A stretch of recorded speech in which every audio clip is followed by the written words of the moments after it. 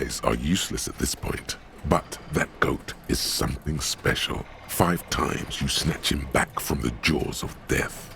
You're in a perfectly balanced system where neither you nor the pal is able to get the upper hand. This could go on forever.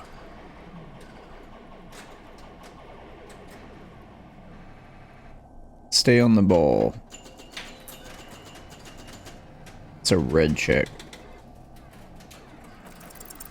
How, if you can't even see it? The last goat plummets into the fog with almost suicidal glee.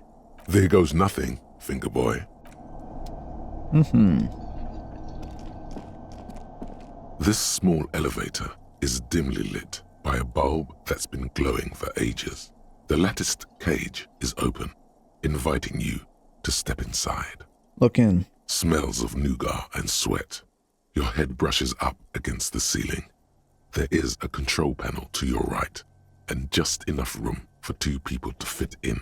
The maintenance card under the control panel reads, Last maintenance, 10th July, 88. Close the doors and go up. Small windows taped shut with black plastic, and you can't see outside.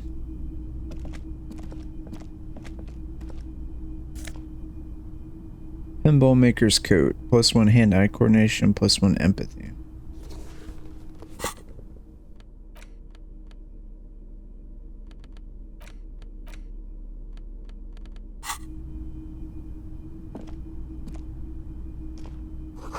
Boxes of tools and replacement parts line the shelves. Schematics for a pinball machine, futurism themed.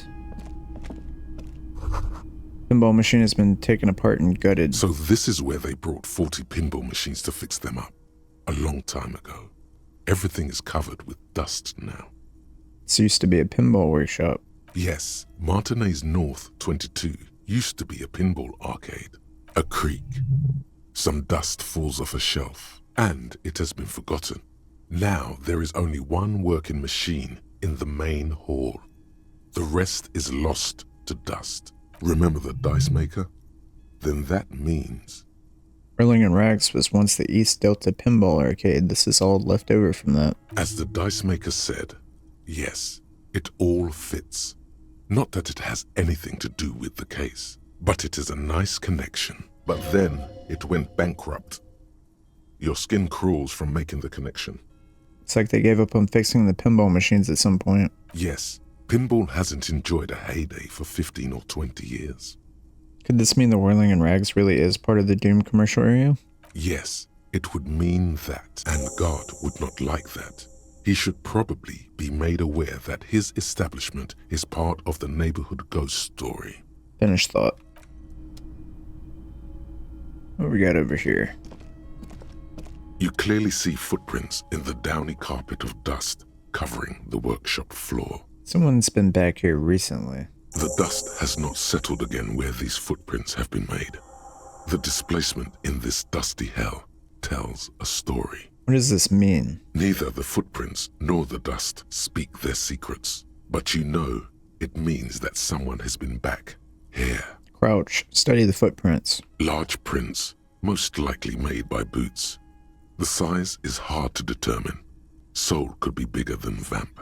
The soles have left a pattern, uniform, horizontal lines. One person has been here. They've gone back and forth. The tips point both ways. This print is unlike one left by a regular worker boot. It is not a brand sole with logos on it. It seems custom-made or old-fashioned. Shoe size is 41 to 42, maybe 43. It could be a large-footed woman or a small to average-footed man. This is, unfortunately, the worst, most vague shoe size there is. One person went back and forth. The footprints go up the length of the room and back down. That is all they do. This print doesn't look like the odd sole. The footprints are of one type. They do not congratulate you for correctly recognizing what type they are not. This doesn't look like the workers' boots from the hanging, does it? The footprints do not speak. They simply exist here, a product of the dust, just as the footprints outside are a product of the mud and apparently different shoes. Get up. The footprints are still there. They have told their story. It's a tiny hole in the wall. You see a bedroom on the other side. The door is small but heavy looking. It's barred from the inside. Unbar the door.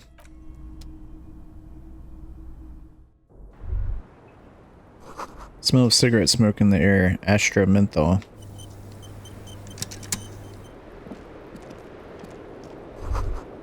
Look, a handful of dried white wildflowers.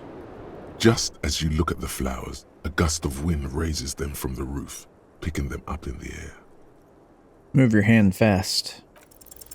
You catch a single white flower between your fingers. The rest fly off into the wind. It's a maybell. The young woman looks at the maybell in your hand. Just a glance, then takes a drag of her cigarette. Cold coffee in an ashtray that looks like a hedgehog.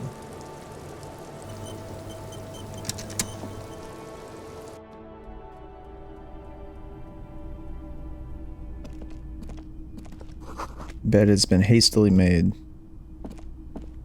This window is pristine on the inside, unlike the one next to it. Light from the desk lamp reflects off the glass in an untarnished golden halo. Run your finger across the surface of the glass. Smooth as ice. There are spots of mud and rain on the outside, even smudges. But the surface of the window is clear from the inside. No chips, no hairline fractures.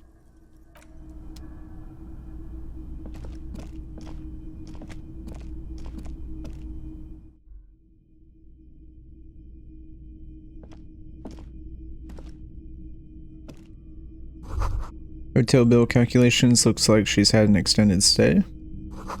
She's made around 4 months of payments for this room. Pile of dirty clothes, woman's. You say the yard below, the corpse is no longer there. This medicine cabinet is full of wares. Sheets of pills, haphazardly stacked, one on top of the other. There's also a toothbrush somewhere in there.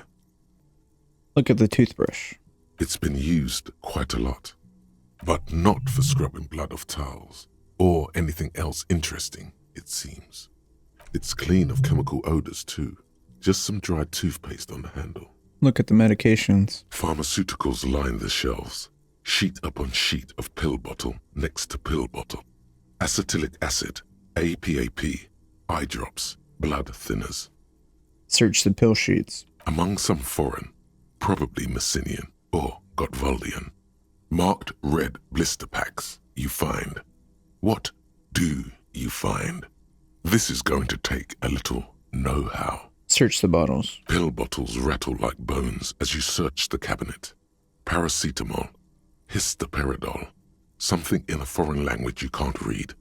Behind them, an unusually shaped nasal spray. Its label reads, Nacra. Nacra? This is used to treat opioid overdoses. Always handy to have around.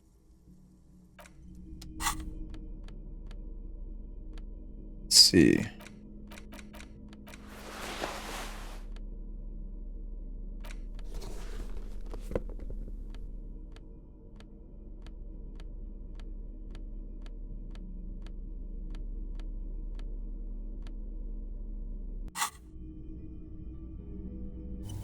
This medicine cabinet is stocked with drugs. A bright orange bottle with peptide stamped on it. In sunny, happy letters. Jackpot, baby. That's the stuff you're looking for. Your palms begin to sweat just holding that little plastic container. So exciting about this orange bottle. It's speed, man. Just what you were looking for. They call it dextroamphetamine and talk about psychological disorders. But what we're seeing here is some scientifically advanced trucker speed. Just take it in plain sight. Feels like gold in your hands, light and precious.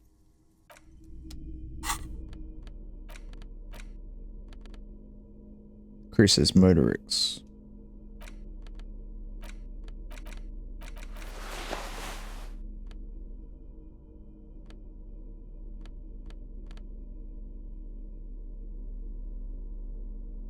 Oh yeah, the gloves.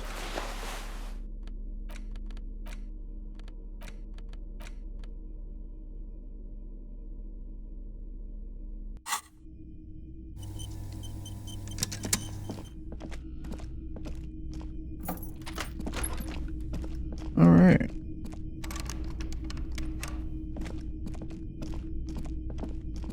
Skirt still down here?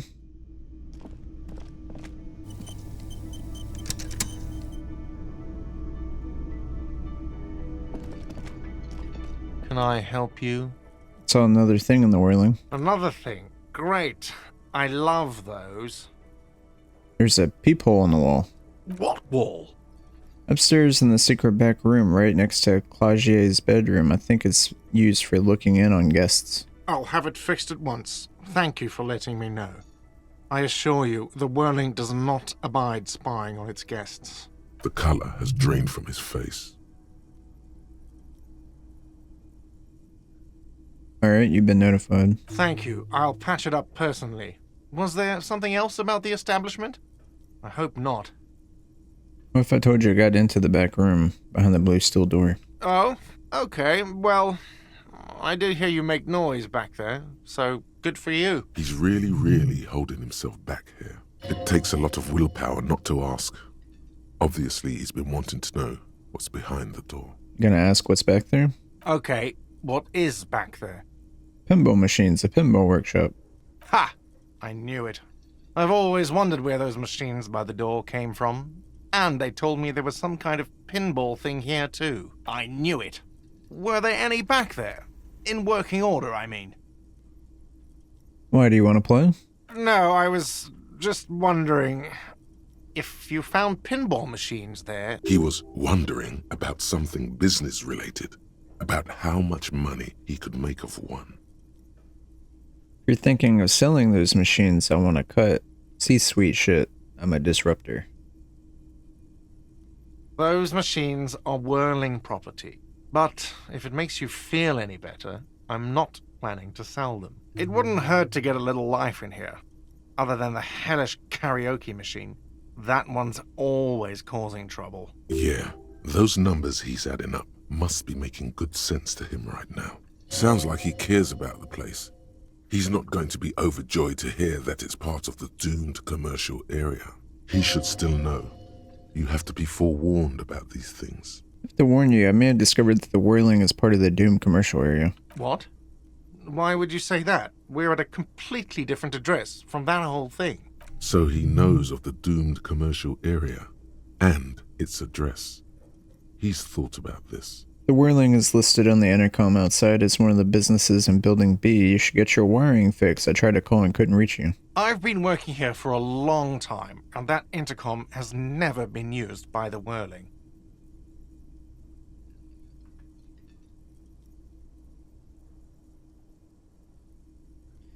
The whirling was once the East Delta Pinball Arcade, which failed, though perhaps the whirling will escape the curse. Does this look like part of a doomed commercial area? This pre-revolutionary tilework? These high ceilings? The nice rooms? Well, most of the rooms. For 14 years, man. That's how long I've worked here. I've kept this place up through hail and through sleet. Fuck me, if some doom ghost... He's done a fine job too. Though he's spoken of the place dismissively before, the hostel is actually very important to him. Really care about the whirling, huh? Yeah, it's slowly growing on me again. It's beautiful in its own way, especially for this neighborhood. I've been trying to keep it that way, even if it is part of the damn doomed commercial area. You shouldn't be so worried about that, you know? I don't place much stock in the curse and so on, but the label frightens the clientele.